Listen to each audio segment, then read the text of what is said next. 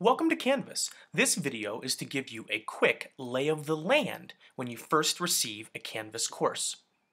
My dashboard in Canvas has many to-do items, coming up items, recent activity, and also many courses under my Courses and Groups dropdown. It is likely that you have just received your first Canvas course and your interface looks a little more plain than mine does.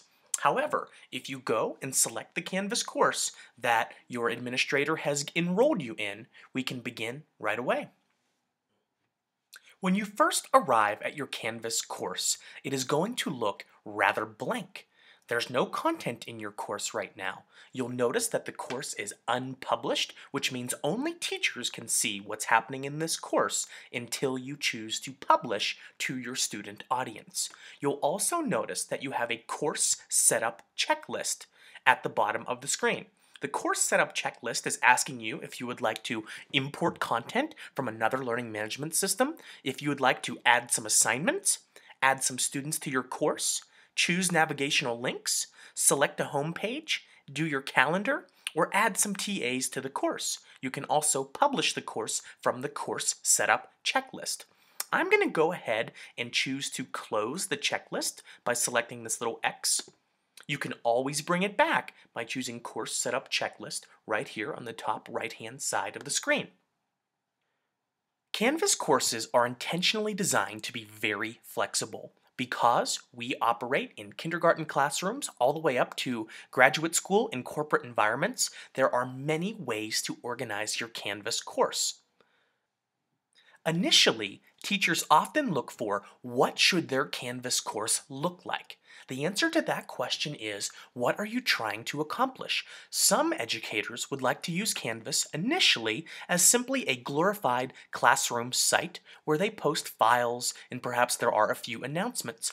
Others would like to dive right in and have interactive discussions, transactional assignments, do collaborations with Canvas, and have a fully online course. So, from driver's ed to special ed to third grade to AP, everyone's Canvas course will not look the same. However, I'm going to talk about a few things that we can all do just to get started. Right away, what I notice is that there's no activity in my demonstration account. So, what I want to do as a teacher is change my home page layout. When I choose to change my home page layout, as the instructor, I am dictating what my students will first see. Their landing page, in fact, when they choose my course from their very own drop-down menu. So I have a few options here. I can choose a page I'll design myself, which is a custom page. I can list the course modules sections, which is essentially a running list of what they need to do in their course. I can also choose something like the assignments list, maybe with a little syllabus area on top. I'll show you what a few of these look like right now. So if I choose a page I'll design myself, what it provides me with is the ability to customize essentially a landing website. So if I begin to start editing this page, what you'll see is I have free reign over what occurs on my front page. This is often a place where there's a welcome message, perhaps a nice graphic of the instructor with their name and email address and perhaps some other contact information. Also, teachers tend to put information on this front page that they would also put perhaps on their whiteboard in their classroom. Things that are upcoming, reminders for the field trip permission form, other assignments that perhaps are due. This is the one guaranteed place that students and parents will see when they log into your course. So I'll show you an example of one. And this is where the educator chose to have a welcome message. They chose to produce some links. They chose to have some different items from their course. So here's a nice little welcome message. This is the Monday, Wednesday, Friday course. Other ways to design your course, if I choose 8th grade math, this is what I call the assignments with syllabus option. So for example, the teacher gets an opportunity to welcome their course. They get an opportunity to add a graphic or whatever other video or information they'd like. They can also link over to modules, over to announcements, reminding students to check their grades. The assignments list option generates dynamically a list of all the assignments that are upcoming and due in your course. So this is automatically updated by Canvas. Modules are typically a linear list of activities and artifacts, files, discussions, assignments, assessments, all of the things that are in your course can be categorized into modules. Some people categorize their module headings by week, by chapter of a book, by essential question, by learning standard or outcome, by unit. Perhaps you could align it to however your course is mapped curricularly. Modules are very dynamic. You can move them around. You can even move the assets from one to another and reorder them.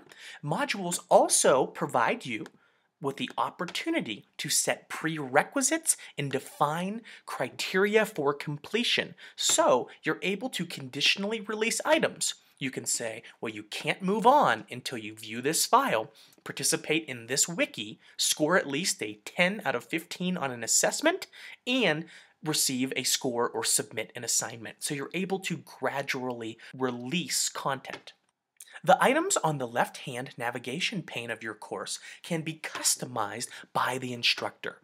So there are typically about a dozen options over on the left, and many teachers find that 5 or 6 is the appropriate amount for their course. So what I can do is I can choose my course setup checklist, once again from the top right-hand side, and I can say select navigational links. And what this will do for me is provide me with the ability to reduce or reorder the amount of items on the left-hand side.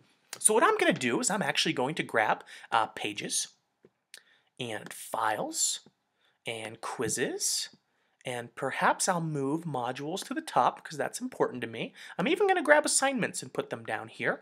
I'll take grades just because there is a global grades option at the top. And I'll call this good. I'm going to go ahead and hit save. Now you'll notice that I did get my items to be reordered as well as grayed out. So because I chose to move assignments and pages and quizzes and files to the Don't Show to Students section of the navigation bar, that does not mean that I'm not able to use quizzes, pages, files, assignments, those types of things in my course. But perhaps what I've decided was, if I'm going to use those tools, you know what, I'll link them from my home page or another page, or perhaps select them and put them in the modules section. By reducing the options on the left-hand side, you're able to effectively funnel your students into the areas of the course that you'd like them to go to first. Now that we talked about the left-hand side of Canvas, I want to talk about the top global navigation bar. The top bar of Canvas contains items that are not specifically linked to one particular course. For example, this assignments would be for all of my courses. Grades would be for all of my courses. Calendar would show all of my course calendars in one place. I'm going to go ahead and select calendar. The calendar has options to choose to show or hide different calendars based on the course that they're in. There's also the options to create events and assignments right from the calendar. For example, maybe I'll go over to April, and on April Fool's Day, I'll choose, and I will create an assignment that is due, and we're going to call this my April Fool's Pop Quiz, and I'm going to put this into my 8th grade math course, and I'm going to make it due on April 1st. I could choose to flesh out the assignment right now, but really I just want to hit submit. If I needed to change the due date, I could simply drag and drop that assignment on the calendar. I'm showing you this because when I go back to a course, well, here in my 8th grade math course, we should expect to see my April Fool's assignment due. Here it is at the bottom, my April Fool's Pop Quiz. Everything in Canvas is connected. So likewise, because I created the assignment in one place, in this instance the calendar, it will go to my gradebook, to my syllabus, to my assignments list. It will go everywhere in Canvas because everything is connected. Speaking of connectedness, every user has the ability to choose settings from the top right-hand corner. When you choose settings, you have the options to add communication methods such as email addresses. Here I had my institutional email, but I also added my Gmail. You can add your cell phone for texting, Facebook handle, Twitter handle. You can associate your account with things like Google Docs and Skype and Twitter. You can also choose notifications on the left-hand side of your settings pane. This is where you're able to actually select which notifications will come to you. So I can choose, boy, for due date changes, perhaps as a student, I want that across the board. Or maybe for course content, that would be a weekly digest. You're able to choose exactly how you would like to receive notifications. Because we could not cover everything in this short introduction video, I'd like to introduce you to our help options. On the top right-hand corner of every screen, you'll notice Help. When Help is selected, you have options to ask your instructor a question, search the Canvas guides, report a bug, ask the community in the forum, or request a feature. While searching the Canvas guides, you're able to choose exactly what you're looking for. You will find screenshots, tutorials, and videos that explain nearly everything about Canvas. Good luck!